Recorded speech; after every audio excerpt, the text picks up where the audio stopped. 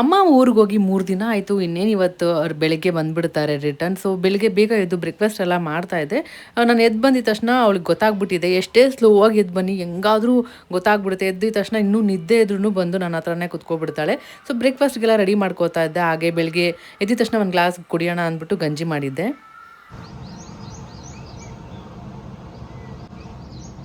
ನಾನು ಅಂಬ್ಲಿ ಮಾಡೋಣ ಅನ್ಕೊಂಡೆ. ಬಟ್ ಸಿರಿಗೆ ಬೆಲ್ಲ ಹಾಕಿ ಮಾಡು ಚೆನ್ನಾಗಿರುತ್ತೆ ಅಂದ್ಲು. ನಾನು ಅದು ಫಸ್ಟ್ ಟೈಮ್ ಹಂಗೆ ಟ್ರೈ ಮಾಡಿದ್ದು. ಬೆಲ್ಲ ಹಾಕಿ ಆಮೇಲೆ ಅದ್ರ ಜೊತೆ ಮಿಲ್ಕ್ ಮಿಕ್ಸ್ ಮಾಡಿ ಕುಡಿದ್ರೆ ತುಂಬ ಚೆನ್ನಾಗಿರುತ್ತೆ.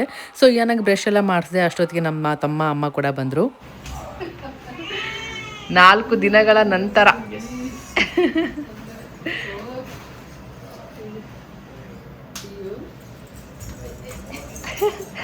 ಕಾಯ್ತದೆ ಬೆಳಗ್ಗೆ. ಇವತ್ತು ಅಜ್ಜಿಯವರು ಬರ್ತಾರಾ ಅಂತ.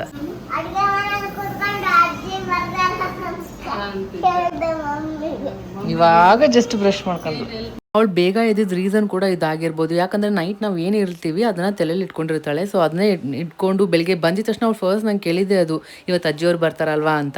ಸೊ ಅವಳು ಕಾಯ್ತಾ ಇದ್ಲು. ಯಾಕಂದರೆ ಅವಳಿಗೆ ಬೋರ್ ಆಗ್ಬಿಟ್ಟಿತ್ತಲ್ಲ ಪಾಪ ಅಜ್ಜಿ ಇಲ್ದೇನೆ. ಸೊ ನಾಷ್ಟಕ್ಕೆ ಅಂತ ಶಾವಿಗೆ ಉಪ್ಪಿಟ್ಟು ಮಾಡಿದೆ, ಎಲ್ಲ ತಿನ್ಕೊಂಡು ಟೀ ಕುಡ್ಕೊಂಡ್ವಿ. ಹಾಗೆ ಅಮ್ಮ ಊರಿಂದ ಮಾವಿನಕಾಯಿ ತೊಗೊಂಬಂದಿದ್ರು. ಸೊ ಉಪ್ಪಿನಕಾಯಿ ಎಲ್ಲ ಹಾಕಕ್ಕೆ ಬರುತ್ತೆ ಅಂತ. ಹಾಗೆ ಇದು ನಮ್ಮ ಕಡೆ ಹುಣ್ಚಟ್ನಿ ಅಂತ ಹೇಳ್ತೀವಿ, ಅದು ಕೂಡ ತೊಗೊಂಬಂದಿದ್ರು. ಯಾನಾಗೆ ತುಂಬ ಇಷ್ಟ ಅಂತ. ಹಾಗೆ ಮತ್ತು ತುಪ್ಪ ಕೂಡ ತಂದಿದ್ರು. ಅಲ್ಲಿ ನಮ್ಮ ಅಜ್ಜಿನೇ ತುಪ್ಪ ಎಲ್ಲ ರೆಡಿ ಮಾಡ್ತಾರೆ. ಸೊ ಮತ್ತು ಒಂದಷ್ಟು ಜೋಳದ ಹಿಟ್ಟು ಅದೆಲ್ಲ ತಂದಿದ್ರು. ಮತ್ತು ನಾನು ಅಮ್ಮಗೆ ಹೇಳಿದ್ದೆ ಸೀರೆ ಎಲ್ಲ ತೊಗೊಂಬ ಅಂತ. ಸೊ ನನಗೆ ಒಂದು ಡೈಲಿ ವೇರ್ ಮಾಡೋದಕ್ಕೆ ಅಥವಾ ದೇವಸ್ಥಾನಕ್ಕೆ ಹಂಗೆಲ್ಲ ಹೋದಾಗ ಬೇಕಾಗುತ್ತೆ ಅಂತ. ಹಾಗೆ ನಮ್ಮ ಅತ್ತಿ ಕೂಡ ಅಲ್ಲಿ ಬ್ಲೌಸ್ ಸ್ಟಿಚ್ ಮಾಡ್ತಾರೆ.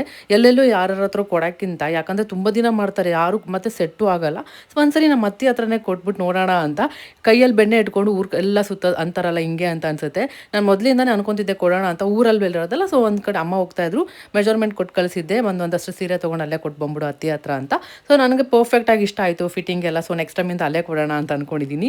ಇನ್ನು ಅಜ್ಜಿ ಬಂದಿದ್ದು ನನಗೆ ಅಮ್ಮಗೆ ಮಾತಾಡೋಕ್ಕೆ ಬಿಡ್ತಾ ಇರಲಿಲ್ಲ. ನಮಗೆ ನೀವು ಮಾತಾಡಬೇಡಿ, ನಾನು ಮಾತಾಡ್ತೀನಿ ಹಂಗೆ ಹಿಂಗೆಲ್ಲ ಹೇಳ್ತಾ ಇದ್ದು. ಅಮ್ಮಗೆ ತಲೆ ಕೆಟ್ಟೋಗ್ಬಿಟ್ಟಿದ್ದು. ಮೊದಲೇ ಟ್ರಾವೆಲ್ ಮಾಡಿ ಸಾಕಾಗಿರುತ್ತಲ್ವ. ಸರಿ ಅಂದ್ಬಿಟ್ಟು ಅವಳ ಟೆರೆಸ್ ಮೇಲೆ ಕರ್ಕೊಂಬರೋಣ ಅಂತ ಕರ್ಕೊಂಬಂದೆ ವಾಕಿಂಗು. ಸೊ ವೆದರ್ ಕೂಡ ತುಂಬ ಚೆನ್ನಾಗಿತ್ತು. ಸನ್ಸೆಟ್ ಎಷ್ಟು ಚೆನ್ನಾಗಿ ಆಗ್ತಾಯಿತ್ತು, ಫುಲ್ ಆರೆಂಜ್ ಕಲರ್ ಆಗಿ. ಅವಳು ಕೂಡ ತುಂಬಾ ಎಂಜಾಯ್ ಮಾಡ್ತಾ ಇದ್ಲು. ಸೊ 1 ಅವರ್ ಚೆನ್ನಾಗಿ ಆಟ ಆಡಿದ್ಲು. ಅಲ್ಲಿದ್ದ ರಿಟರ್ನ್ ಕೆಳಗಡೆ ಕರ್ಕೊಂಡು ಹೋಗ್ತಾ ಇದ್ದೆ. ಆಮೇಲೆ ನನಗೆ ಇದು ನೋಡಿ ಸ್ಟೆಪ್ಸ್ ನೋಡಿ ಸೇರ್ಕೆ ಸ್ವಲ್ಪ ಭಯ ಆಯಿತು. ಸೇಫ್ಟಿ ಇಲ್ಲ ಅಂತ ಅನಿಸ್ತು. ಮಕ್ಕಳ ಜೊತೆ ನಾವು ಎಷ್ಟೇ ಕೇರ್ಫುಲ್ ಆಗಿದ್ರು ಕಮ್ಮಿನೇ. ಆಮೇಲೆ ಅನಿಸ್ತು ಲಿಫ್ಟ್ ಯೂಸ್ ಮಾಡೋದೇ ಬೆಸ್ಟ್ ಅಂತ. ಫುಲ್ ವಿಡಿಯೋ ಯೂಟ್ಯೂಬಲ್ಲಿ ಇರುತ್ತೆ. ಈ ವಿಡಿಯೋ ಇಷ್ಟ ಆದರೆ ಲೈಕ್ ಮಾಡಿ ಮತ್ತು ಫಾಲೋ ಮಾಡೋದನ್ನ ಮರಿಬೇಡಿ.